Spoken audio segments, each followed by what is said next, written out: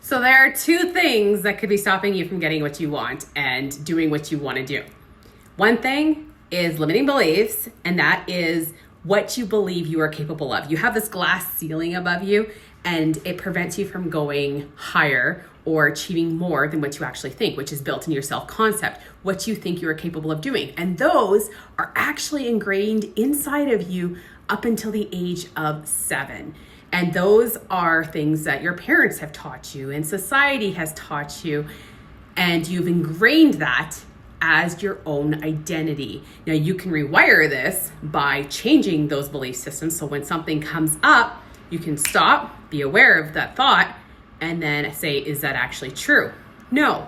What is the truth? What could be the truth? And you can do that. And I also have a process that I teach my clients. You write down a limiting belief, a thought pattern that keeps showing up, like I'm not a runner, which was one of mine. I couldn't run. And I write all those limiting beliefs on one column, like the lies, and then I put a line down the middle of the paper, and then I write the truths on the other side. What actually could be true? Because it is just your perception of what that is. It's actually, the limiting beliefs is somebody else's perception. It could be even something that someone told you. You have maybe expressed that you wanted to try something, or here's a good one for you. I said I wanted to move to Vancouver. Do you know how many people told me you can't live there? It's too expensive. People fucking live there. It's not expensive. Well, it is expensive, but they make it work. They figure it out. It all depends on what you value, what you want and desire in your life, and what you're going to do to make it fucking work. So that's one way you can do things to rewire your limiting beliefs. Another thing that's preventing you is your fears. And Rob Dial talked about this last night. It was primal fears and intellectual fears. Primal fears are the ones that you need to survive. Like, am I in danger? And it's like that fear of living.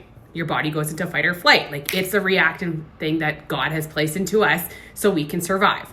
Intellectual fears is that shit inside of our head preventing us from doing something. It is those thought patterns that you keep bringing up into your head, which is also like the limiting beliefs that I talked about. And it's all fabricated inside of our mind.